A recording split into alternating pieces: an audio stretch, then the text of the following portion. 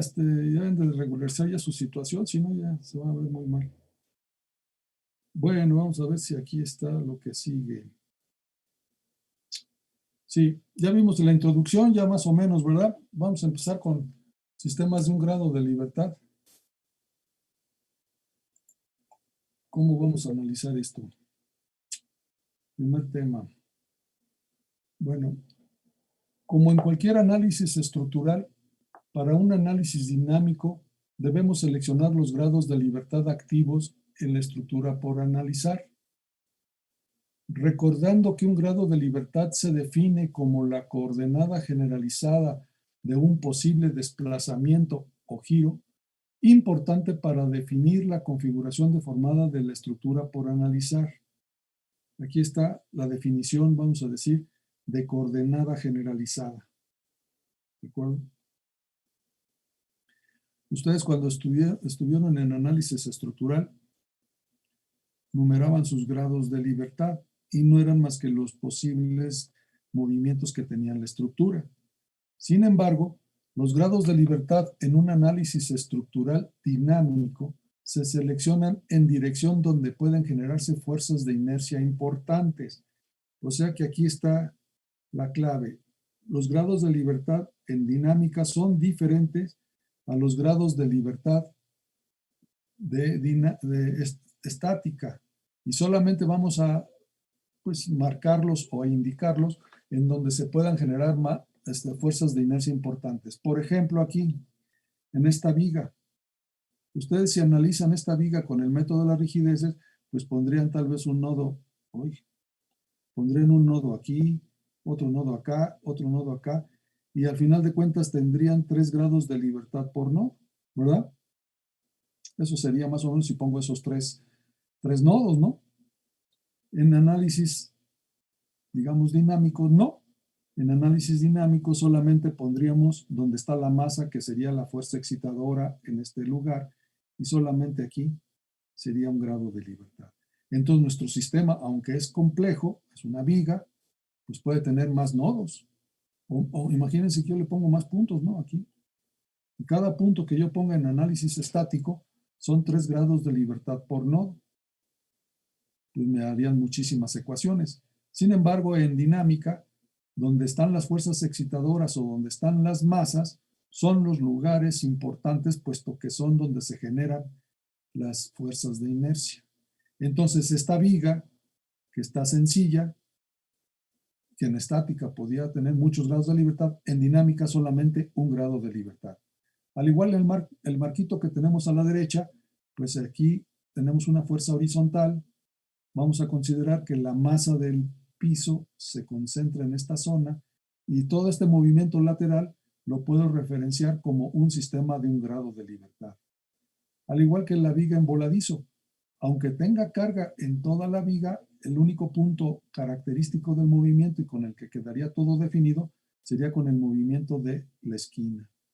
Lo mismo en esta torre para agua, digamos un tinaco de agua, hay toda una armadura. Sin embargo, el mayor peso, la mayor masa se concentra hasta arriba y ahí es donde vamos a concentrar nuestro grado de libertad. Obviamente en el sentido del movimiento, ¿verdad? Si se mueve lateral, pues no va a ser un movimiento vertical. Ante un sismo, ante una excitación en la base, el tinaco de agua o el tanque de agua se va a mover lateralmente. También en este otro marco, que aunque tenga apoyos de diferentes alturas y tengamos el sismo, pues le afecta movimiento, aceleraciones en la base y solamente se va a mover lateralmente en la parte de aquí arriba y ese es el grado de libertad que consideramos. Entonces, todas estas estructuras, tanto el marco, la viga, el tanque, todos estos, se pueden considerar como sistemas de un grado de libertad. Ese es el modelo matemático desde el punto de vista dinámico. A la hora de estar dibujando nuestros sistemitas de un grado de libertad, los podemos dibujar horizontal, como está, digamos, este primer ejercicio aquí, o vertical. Para fines de dinámica es lo mismo. ¿Sí? Fíjense que en los dos, el movimiento, pues en este caso es horizontal, Claro que aquí le pongo estas como llantitas, pues para que no vayan a creer que por el peso esto se va a caer. De hecho, nada más se está analizando en el sentido, es un grado de libertad, aún no se puede caer, no se puede mover hacia abajo, pero bueno, para que, vamos a decir, ocularmente no sientan que se cae, pues le ponemos esas llantitas. Tenemos una rigidez, que eso es lo que nos interesa, una rigidez, donde medimos la coordenada generalizada, un punto de referencia, por ejemplo, aquí, podría ser la mitad de la masa o podría ser la otra orilla, en cualquier lugar de la masa es rígida y la fuerza excitadora. Si observamos esas mismas consideraciones, las tiene el vertical. Tenemos una rigidez, tenemos la fuerza excitadora, tenemos la masa y tenemos la coordenada generalizada Y. Ahí en la orilla, pues podemos ver ahí los parámetros del sistema, ¿verdad? Aquí en lugar de la U es una Y, por favor. Es una Y de T, desplazamiento, K, la rigidez, M, la masa, la Y con dos puntitos significa la segunda derivada de los desplazamientos y eso viene siendo la aceleración del soporte y la fuerza T, pues la fuerza excitadora. El modelo matemático de un sistema de un grado de libertad sin amortiguamiento. No sé si está claro más o menos cómo son los sistemas dinámicos. Si hay alguna duda, es importante porque ahorita son los primeros, vamos a decir, nociones de análisis estructural dinámico. Entonces, conceptos que tienen que ligar con análisis estructural del séptimo semestre, pues lo tienen que hacer la referencia porque estamos hablando de lo mismo, solamente que vamos a extender nuestros cálculos a cargas variables en el tiempo. Por eso toda la fuerza excitadora, si observan, dice entre paréntesis tiempo. ¿Por qué? Porque no es una fuerza constante. Aquí está. Aquí está. ¿De acuerdo? Entonces, todo eso es importante. Las cargas cambian en el tiempo. No sé si hay alguna duda. Entonces, puede ser muy compleja la estructura. Un marco muy largo, por ejemplo, aquí que yo tengo este marco, puede tener muchas columnas. Pero al final de cuentas, como todo esto se mueve, vamos a decir, la misma cantidad, pues no necesitamos más que una sola coordenada generalizada. Vamos a pensar que la trave es muy rígida, no se aplasta y todos los puntos, lo que se mueve este extremo, como el que se mueve este extremo, como el otro, etcétera, todo se mueve lo mismo, necesitamos una sola coordenada generalizada. ¿De acuerdo? ¿Sí? Bien. En la figura se muestran los diagramas de cuerpo libre de un sistema de un grado de libertad. Por ejemplo, para el caso horizontal, dibujando en este sentido, aquí está el diagrama de cuerpo libre. Los diagramas de cuerpo libre son esquemas donde se especifican las fuerzas que actúan y nos sirve o nos ayuda para aplicar nuestras ecuaciones de equilibrio. ¿De acuerdo? Debemos formular la ecuación de equilibrio dinámico que es similar a la del equilibrio estático. Ustedes ya saben hacer suma de fuerzas en X. En este caso del diagrama de arriba, pues sería suma de fuerzas horizontales. O en el esquema de aquí abajo, que es lo mismo, pues digamos suma de fuerzas verticales. Ustedes ya lo han hecho. Lo que hace que esta ecuación sea de dinámica es porque incluimos la fuerza de inercia. La masa por la aceleración es la fuerza de inercia. Aquí también está la fuerza de inercia. Al ver incluido en nuestro sistema, de acuerdo con el principio de D'Alembert, así ya se considera la ecuación de equilibrio dinámico. Es decir, basta con que yo agregue las fuerzas de inercia. Por eso los grados de libertad es donde se generan las fuerzas de inercia. Ya tengo la ecuación dinámica. Y simplemente para el caso o el modelo de arriba, el modelo A, digamos,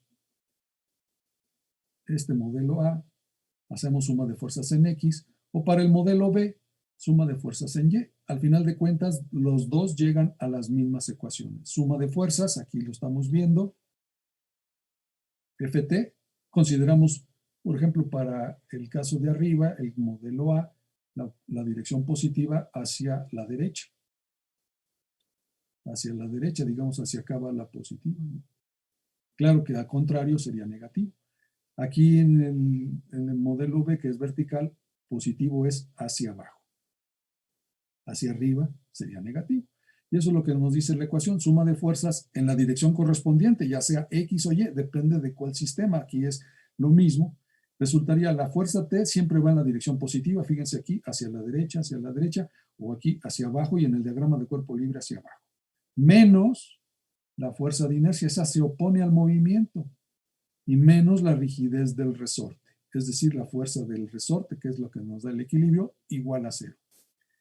Ustedes han probado, han sentido la fuerza de inercia. Cuando ustedes, bueno, hace ya un tiempo que ya no se suben a los camiones, pero no se les ha de haber olvidado. Cuando ustedes se suben a un camión, trolebús o transporte, al arrancar sienten como que se van para atrás, ¿verdad? Es decir, ustedes tratan de moverse, el camión trata de moverse hacia adelante y la inercia hace que se muevan ustedes y se jalan hacia atrás. O cuando frena es al revés. El vehículo pierde velocidad, está frenando, la inercia es irse hacia adelante. Esa es la fuerza de inercia. Algo que se presenta solamente con movimientos bruscos de la situación de equilibrio que están ustedes. Ustedes pueden ir parados en un autobús a velocidad constante y hasta se pueden soltar de los brazos y no pasa nada, van transportándose a la misma velocidad, no sienten que se quieren caer. Nada más que no hay que soltarse porque si frena de repente el camión, pues la fuerza de inercia hace que se caiga. Si han sentido todos esa fuerza de inercia, ¿verdad? Bueno, pues es lo mismo que las estructuras. Imagínense que de repente viene el sismo y les mueve la base, es como el camión, les mueve la base, pues todo el edificio trata de caerse. Reacciona ante ese efecto las fuerzas de inercia. ¿Sí está claro? Más o menos cómo está la situación. Bien. Lo que resulta por equilibrio, pues es una ecuación diferencial parcial no homogénea de segundo orden. Esa ecuación, bueno, pues aquí está. Bueno, es esta, y luego despejando, bueno, ya simplificando un poco, pasando los términos del lado positivo y los lados negativos, de manera que todo nos quede positivos, pues ahí tenemos ya la ecuación de equilibrio, que es una ecuación diferencial parcial no homogénea de segundo orden con coeficientes constantes. Esa es la ecuación que nosotros tenemos que resolver. Hasta aquí, una vez que ya planteamos la ecuación que rige nuestro fenómeno, pues ya necesitamos el apoyo de matemáticas, de nuestros cursos de matemáticas para resolverla.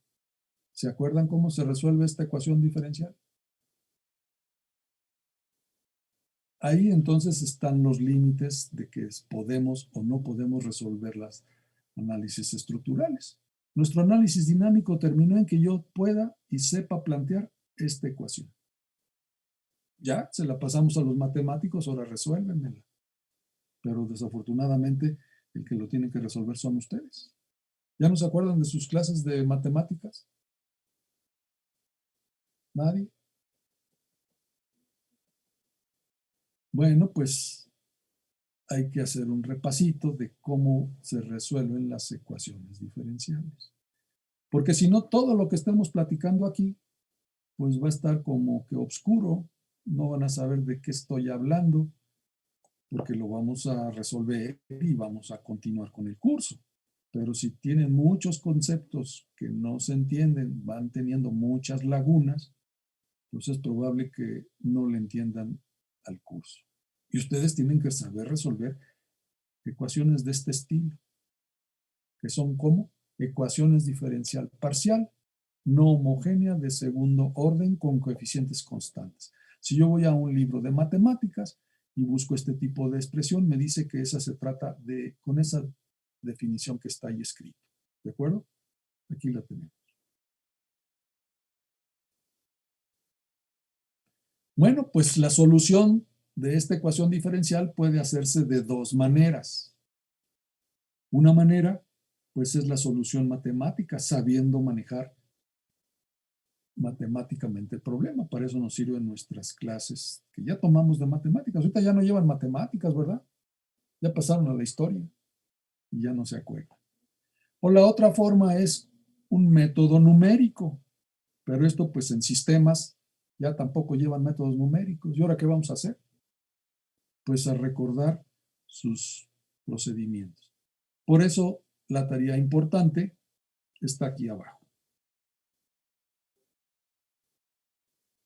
Investigar los métodos numéricos que podemos utilizar y estudiar el procedimiento matemático para obtener la solución exacta.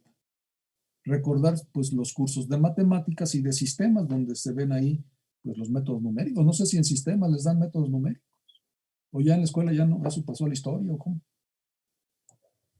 Entonces realmente la dificultad del curso no está en sí del curso. Pues yo ya planteé la ecuación, ahora cómo la resuelvo.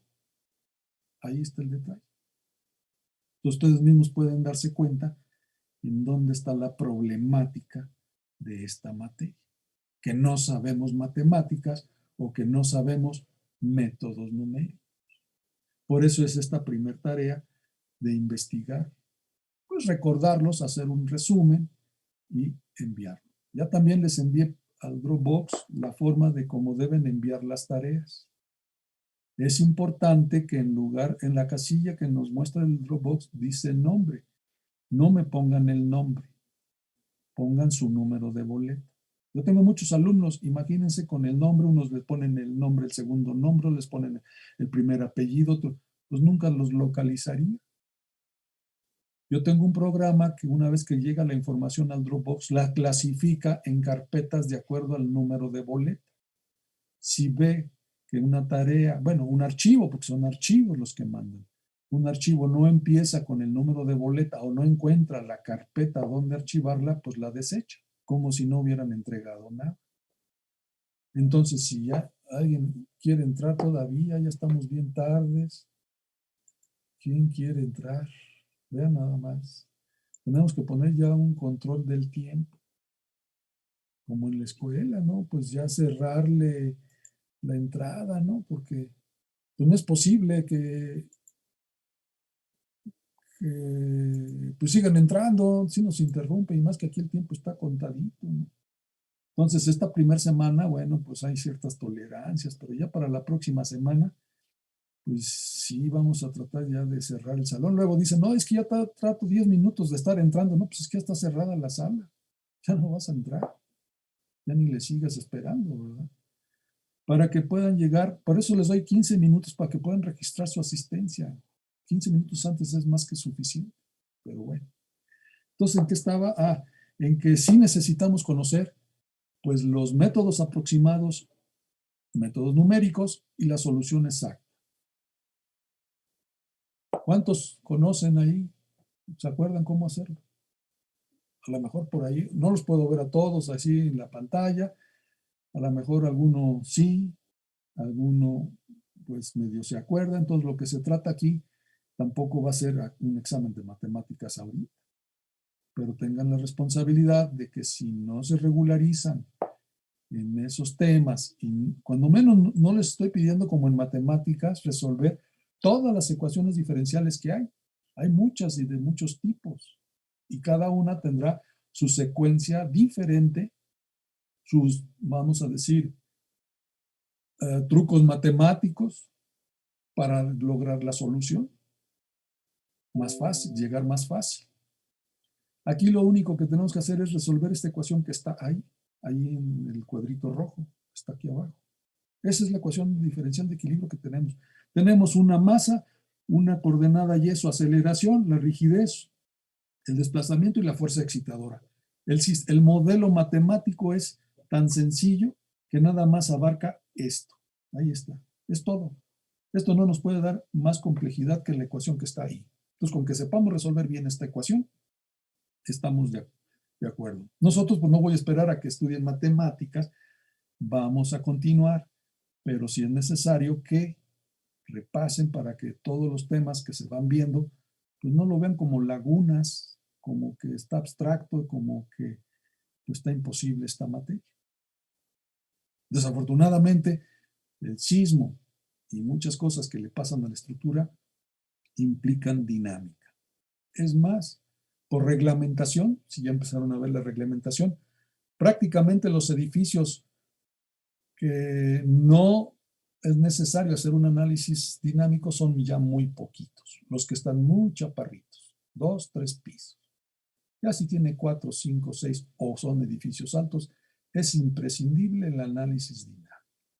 Ustedes sabrán si quieren saber hacer análisis dinámico o se limitan a hacer casitas. Pero si van a hacer casitas, pues yo creo que ya podrían salirse de la escuela, pues ya pasaron mampostería, estructuras básicas de un piso, no sé qué vieron. Entonces ya, si quieren saber modelar y analizar correctamente edificios de regular tamaño, 6, 5, 7 pisos, con ciertas geometrías, pues como los arquitectos les gustan, no cajas de zapato todos cuadradotes, pues sí necesitan entrarle a conocer bien las propiedades dinámicas de la estructura y diseñar contra las fuerzas que pues, son desconocidas también. Un sismo no sabemos de qué intensidad va a llegar. A veces viene un sismo fuerte y afecta a unas estructuras y a otras no. De repente vuelve a regresar otro sismo y no tan fuerte y afecta a otro tipo de estructuras y otras no. Como que es selectivo, dice ahora les toca a estas, ahora les toca a las otras, en fin. ¿De qué se debe a que algunas se ven afectadas? Bueno, por sus propiedades dinámicas.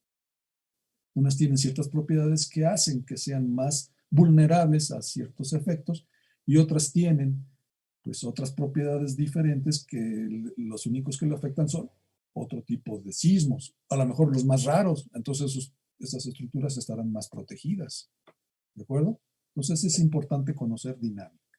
Bien, lo que vamos a ver aquí, pues la solución exacta de nuestra ecuación diferencial. No vamos a hacer el proceso matemático de todos los pasos, simplemente cuál es la solución. Se supone que ya sabemos resolver ecuaciones diferenciales. Aquí pues abordamos la solución. Aquí en este ejercicio pues va a estar resuelta, pero en el que tengan que resolver de tarea, pues ustedes sabrán qué hacer. ¿De acuerdo? Bien. En la figura se muestra el diagrama de cuerpo libre del sistema de un grado de libertad sin amortiguamiento. Recordar que los sistemas reales tienen amortiguamiento. Nosotros aquí vamos a considerar aún problemas más sencillos. ¿De acuerdo? Problemas sin amortiguamiento. Y la ecuación de equilibrio dinámico, bueno, pues aquí está repetida. Aquí le repetimos. Para referencia, ¿no? La solución de cualquier ecuación diferencial, si nos recordamos nuestros cursos de matemáticas, consiste en una solución homogénea más una solución particular. ¿Cuál es la solución homogénea? Es la solución de vibración libre. Es decir, cuando la carga es cero. Si yo en la ecuación de aquí arriba, esta, le pongo Ft, f de t, 0, llego a la ecuación que está aquí abajo. Esa es la solución homogénea. A lo mejor son conceptos de matemáticas que ahorita medio se acuerdan, ¿verdad? Entonces, también no los quiero saturar tanto de matemáticas, más bien es de que repasen para que no le pierdan el hilo, porque si no yo voy a seguir y pues van a ir cada vez entendiendo menos. La solución de esta ecuación ya está aquí. ¿Cómo la hice? Bueno, pues aplicando los procedimientos que hay para ecuaciones diferenciales. Entonces, sí es necesario saber ya, vamos a decir, los pasos detallados de cómo se llegó a esto. Ya la solución y igual a C1 seno de la raíz de K entre M por T más C2 coseno de la raíz de K entre M por T. ¿Por qué aparecen dos constantes de integración? Pues ustedes saben que es una ecuación diferencial de segundo grado y la tengo que integrar dos veces. Y cada vez que se integra en matemáticas resulta una constante de integración. Aquí se integró dos veces, por eso hay esas dos constantes.